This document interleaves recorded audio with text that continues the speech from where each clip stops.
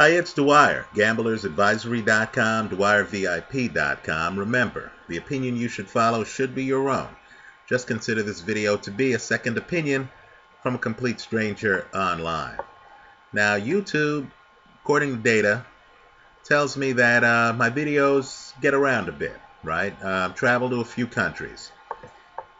To the gamblers out there, right? And in a way, we're all gamblers. If you're in a country that, let's say, you feel has a problem with its foreign reserves. Let's say that you believe that the currency is going to devalue soon. That just holding the local currency is going to cost you money over time. Let's say you're in a country that has negative interest rates, right? Let's say you sense what's happening, right? If you don't want to transfer the money into gold, right? If you really need liquidity, if you need to be able to use that money, I want people to consider Bitcoin, right? Or if you don't want to leave a signature on the Bitcoin blockchain, if you're someone who appreciates privacy, right? Let's say you feel that the local government might be snooping around. You don't want to be accused of exporting, value, right? Then I want you to consider Dash, right? Used to be called Darkcoin. I've talked about it here online before. For more information, visit www.dash.org. Full disclosure, I own some Dash myself, right? I'm literally talking my own book. Okay, so that's the first thing. Second thing, then I'm going to hop into boxing, is, the people responding on my crime channel here on YouTube. It's the account name is Esquire777, right? So it's youtube.com/Esquire777, right? The people responding to my videos on Stephen Avery, right? Making a murderer, whether or not he's innocent or guilty, right, are running high negatives, right? I have many more negative ratings than positive ratings on that site. It's all good, right? I'm not here to be Mr. Popularity. I'm really here to kind of spur discussion and to learn things from the people here, right? So I encourage folks who are interested in criminal cases, I discuss other cases on that site too, to check in. And you don't have to agree with me, far from it. Understand, on the boxing site here, the comments are positive. On that site, they're not as positive. So I hope you give that site a look. Let's get into our bread and butter. Let's talk about boxing. Right? Call Frampton against Scott Quigg. Carl Frampton delivered for us. Right? Frampton gets the decision, should have been unanimous. Let's talk about why Frampton won. Right? Now first let me say this, and I said this in the pre-fight video. Frampton's unorthodox. What do I mean by that? I know the tape of the fight is here online. Right? Frampton, in my opinion, particularly with his right hand, has a little bit of a wind-up, doesn't he? Right? In other words, Manny Pacquiao is a very compact puncher, right? Pacquiao, when he's ready to throw, his hand goes forward, right? His left hand, he's a southpaw, his left hand comes forward, right? Pacquiao doesn't reach back, because if you're reaching back, that slows down your hand speed, right? Now, Carl Frampton actually reaches back when he's throwing a right hand. In other words, he doesn't have the leverage built in. It's not a matter of him just leaning and the punch coming forward, which in my opinion is optimal, right? He actually will pull the punch back, giving an astute opponent, someone who, let's say, is defensively blessed, which Scott Quigg is not, right? Which Carl Frampton's not, by the way, right? Someone who's defensively blessed would see him move the hand back and would know the hand's going to come forward. Right? So, Frampton's a bit unorthodox. He has a little bit of a wind-up. He has odd leverage to me, right? He throws some punches from weird angles, doesn't look like he quite has his feet set, but the other guy gets badly hurt, right? He has outsized punching power. But understand, Frampton had a distinct advantage here, right? In addition to having a front foot game, big punch, ability to come forward, cut off the ring, right? Frampton had something Quigg didn't have, right? Frampton has a back foot game. And by that I mean not just that he can move backward, but that he actually has offense when he moves backward, right? Now, let's set the table fully here, right? Scott Quigg is a stamina guy. He's an endurance guy. He's a great athlete. He's one of the best athletes in boxing, right? You get the feeling, and by an athlete, I mean, if you ask these guys to do a decathlon, Scott Quigg is going to be among the top scorers in the sport of boxing, right? Looks like he trains awfully hard. He looks like he's in magnificent shape. But understand what that means. It means that when both guys are fresh, and when both guys are showing their skills, Carl Frampton is going to have the advantage, right? Frampton just knows how to do things better than Scott Quigg. So let's get Scott Quigg's game plan clearly here. His game plan was to hang around the early rounds. In other words, Frampton with a full tank has an advantage. What Scott Quigg wanted to do was to fight Frampton with half a tank, right? Scott Quigg has won fights early because he's a big puncher, right? Scott Quigg can hit you harder than you hit him. He has taken guys out early, but in my opinion, he hasn't outboxed guys early, right? He had a fight against a guy, I believe his name's Salinas. Same dynamic, right? The other guy won the first 5-6 rounds, right? Scott Quigg understood. When this guy's operating on a full tank, I can't compete, right? Scott Quigg, much more basic fighter than Carl Frampton. So, Frampton's challenge, and he delivered on it masterfully.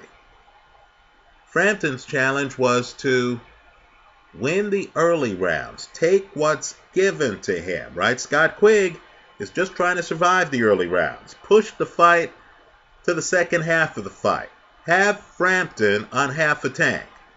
So Frampton's challenge in the early rounds was to do just enough, and I mean just enough, to win the early rounds without emptying his tank. Right? Frampton's in the ring, and Frampton knows Scott Quigg wants me to be tired. Scott Quigg wants me to go all out here. Now understand, it's a fever-pitched crowd. These two guys are both unbeaten. These two guys both have punches. The crowd shows up. The crowd expects big action. Right? Both men are expected, from different parts of the country. Both men are expected to come out, represent where they're from, and dominate the other guy. Right? But understand, the guys themselves see a different dynamic. Right? Scott Quigg just wants to get to the part of the fight where Carl Frampton has half a tank. Right? Carl Frampton doesn't want to empty his tank, right? He doesn't want to try to knock out Scott Quigg when Quigg has a full tank. He just wants to win the rounds. So when we get to the later part of the fight, he has 3/4 of a tank. He has 4/5 of a tank. So when Scott Quigg comes inside, as he has to be effective, Frampton wants to be better prepared than Salinas was. So the first few rounds, the punch of the fight, and I mean this, the punch of the fight, is Carl Frampton's left jab. Right now, let's talk about it. Frampton his back foot game. Right? Keep in mind he has a front foot game. Both he and Quigg have front foot games. But I would say only Frampton has a developed back foot game. Right? Carl Frampton is thinking of the things that a guy with a back foot game thinks of. So, he's jabbing, especially early on, and it's a good left jab, to win the low volume rounds. In other words, Frampton knows, hey, if he wins a round early, it counts as much on the judge's scorecard as if he wins a round late. Right? If there are no knockdowns and no one gets badly staggered. So you have a low volume round. You have Scott Quigg trying to conserve his energy so he could jump on the other guy when the other guy's tank has dropped. You know those video games where one person has more stamina than the other? And, the assumption is the guy with the better stamina is going to tire at a slower rate than the guy with the lesser stamina. Right? That's what Scott Quigg's banking on. So Frampton, in an electric atmosphere, comes out and knows that if it's low volume, rather than jump on Scott Quigg, he's going to jab his way to the round. Let's talk about some other things that Frampton does. And by the way, jabbing's great because jabbing's a way where you don't have to open up. You don't have to open yourself up for counters if you're throwing a quick enough jab. You're controlling the distance, you're keeping the other guy outside, and you're more active than the other guy. More of your punches are landing than the other guy's punches, and you're conserving energy. So Carl Frampton is jabbing early. Frampton is on the move, and even though Frampton is the shorter guy, right? Frampton is bending at the waist. By the way, this is something Frampton doesn't always do, but he does it in this fight. He's bending at the waist while he's on the move. Understand, Scott Quigg wants to empty Frampton's tank. One way to do that is to hit a guy with body shots, right? Everyone looks tough early getting hit with body shots, right? Then later in the fight, guess what? Your stamina's gone, right? Your legs are shaking on those body shots. But here, Frampton hides his body. Bending at the waist, especially when you're on the move, hides your body, especially when you're facing a guy who prefers to throw shorter punches than longer punches, right? Because Scott Quigg is really a hooker, right? Let me say this too.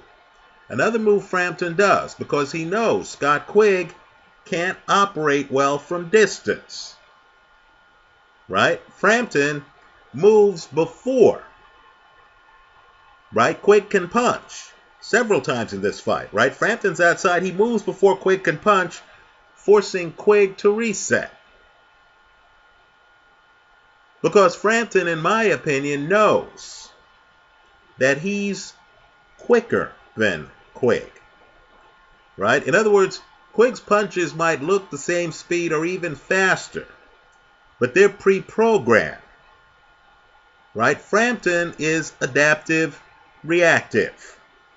In other words, Frampton is thinking punch per punch, right? If Frampton's a metronome, he's much more conscious than Scott Quigg is. Frampton knows Quigg needs to be set to throw his shots.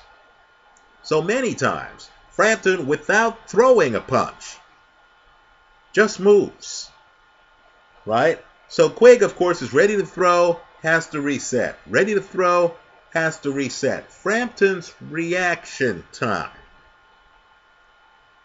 is quicker than Quigg's, right? Mentally, Frampton's dictating the pace of the fight. Let me say this too. Frampton is just more aware of spacing than Quigg.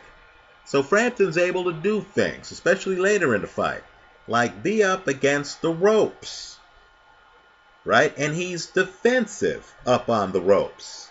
He has Quigg's punches timed. There's a moment in this fight where Frampton's up, back against the ropes. Quigg steps in. Frampton has the presence of mind to duck under Quigg's punch and take the fight back to the middle of the ring. Frampton's able to do that because Frampton knows how to fight backing up. Right? Because Frampton has a movement ability to his game that Scott Quigg, in my opinion, doesn't.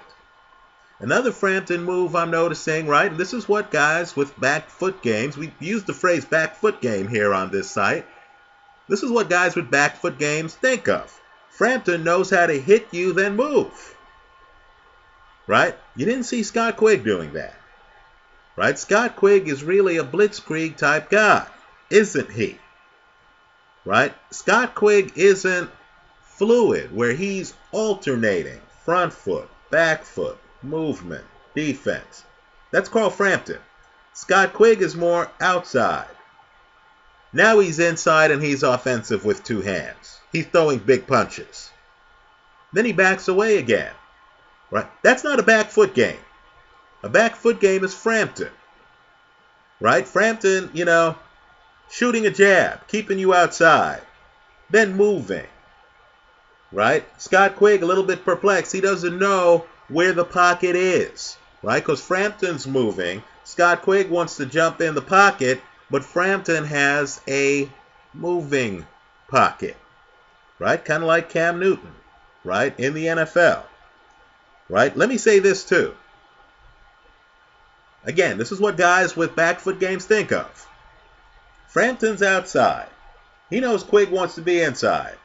When Quigg gets inside, Frampton has things prepared for him. So, a few times in this fight, Quigg jumps inside. Frampton has a right uppercut that's short, cued. In other words, Frampton's out here, he's throwing a jab, he's moving around a little bit. Quigg jumps inside, Frampton goes low, right? Frampton seems to know when to tuck his head, and Frampton has these punches that hit Quigg as Quigg comes inside. Right? Now, Quigg is a guy who hits hard, but you understand, most of his punches are kind of, they are hooks. Right? He's hitting you in the rib cage. It's a hook. He comes up top. He leaps in with a hook. What he lacks is the punch Canelo has. It's the punch Vladimir Klitschko has. You know the one I'm talking about. It's the punch David Haye has. That overhand right that hits you from the next area code. He doesn't have it. Let me say this too. Quigg has a left hook. Right? But it's not framed like, let's say, a Floyd Mayweather left hook. Right? Mayweather is standing there. His left is in front of him. But then Mayweather at times will take a big step forward. Right? You're way outside. Mayweather takes a big step forward. Then will uncork a lethal left hook. And then, like Frampton, will step to the side. Right? Because again, guys who appreciate a back foot and distance want to hit you from distance and then move. Make it hard for you to find them on a counter. So, I know the official decision here is a split decision. Right? I understand that. I understand many people are going to look at the early rounds and say, hey, there's not enough action in those early rounds to pick a winner. Right? Let me just tell you my point of view is that Carl Frampton just has more skills than Scott Quigg. Scott Quigg has better stamina. Right? Scott Quigg hurt him late. You saw one of the problems with Frampton is Frampton isn't defensively blessed, right? You know Scott Quigg's going to come in with hooks, but yet there's Carl Frampton in the later rounds, let's say the 11th round, and he gets hit with a hook on the chin. And you just say to yourself, whoa, how could that happen after you've seen, several rounds of this guy and you understand that he needs to hit you on the chin to win this fight, right? But in terms of skill level, just understand that while Quigg has better stamina, Carl Frampton has better skills. Both of these guys hit hard. Only one guy was flashing a 5-star jab in this fight. Right? Only one guy was setting traps where when the other guy jumped in the pocket, that guy was able to hit him with short punches while ducking out of the way. Only one guy in this fight felt comfortable with his back up against the ropes. Right? And that guy was the more skilled fighter. That guy was Carl Frampton. Now let me say this. Frampton wants Guillermo Rigondeaux. Right? I personally believe Rigondeaux has slowed down dramatically of late. What I want people to do too is to look at the calendar. Right? Rigondeaux is well into his 30s. Right? The only unbeaten champion in boxing. Right? Okay, we'll give Marciano and Mayweather their props. Okay, fair enough. I'll mention Ricardo Lopez. Okay, fine. But with those guys, it's father time. Fair enough? Right? And all I'm saying is, when you see great fighters, especially defensive wizards, and they age sometimes, and we're seeing it with Bernard Hopkins. Look at the CompuBox on some of his recent fights. Sometimes these guys forget to throw punches. Right? Carl Frampton knows how to win low-volume rounds. Right? If Rigondeaux comes out and doesn't throw a lot of punches against Frampton, Frampton has an opportunity. I applaud Frampton for saying he wants to fight Rigondeaux and Leo Santa Cruz.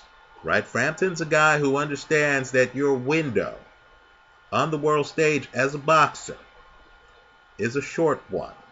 Right? You're only on top for a short period of time. You're physically able to do it for only a short period of time. Guys like Vladimir Klitschko, Joe Louis, they're outliers. Those guys who had belts for several years, they're outliers. Most guys can only do it for a short period of time. And if you're in that window of opportunity, you might as well take on the best of your generation. Right? Carl Frampton just beat a very high stamina, excellent athlete in Scott Quigg. Now he wants to go after other challenges. Right? Both Rigondeaux or Rigondeaux, I know I'm going to hear about pronunciation, fair enough, and Santa Cruz are unbeaten fighters. Right? Let's see exactly how far everyone takes this. The one thing I know, though, is while Frampton is a bit unorthodox, while Frampton does have a hitch, in my opinion, in some of his punches, right? While Frampton can be hit late in fights, and I mean hit hard. Scott Quigg landed some shots late in this fight, right? Frampton is highly skilled, as unorthodox as he looks. He's highly skilled, right? You saw that with the jab. You saw that with the back foot. You saw that with the counter uppercuts in this one, right? Great performance. Frampton deserves your attention. Let me hear from you. Leave your comments for me here online. Visit us at gamblersadvisory.com. I'm especially interested in those of you who believe that Scott Quigg got robbed, or that the only judge who got it right was the one who gave the fight to Scott Quigg. Let me hear from those folks especially. Thanks for stopping by.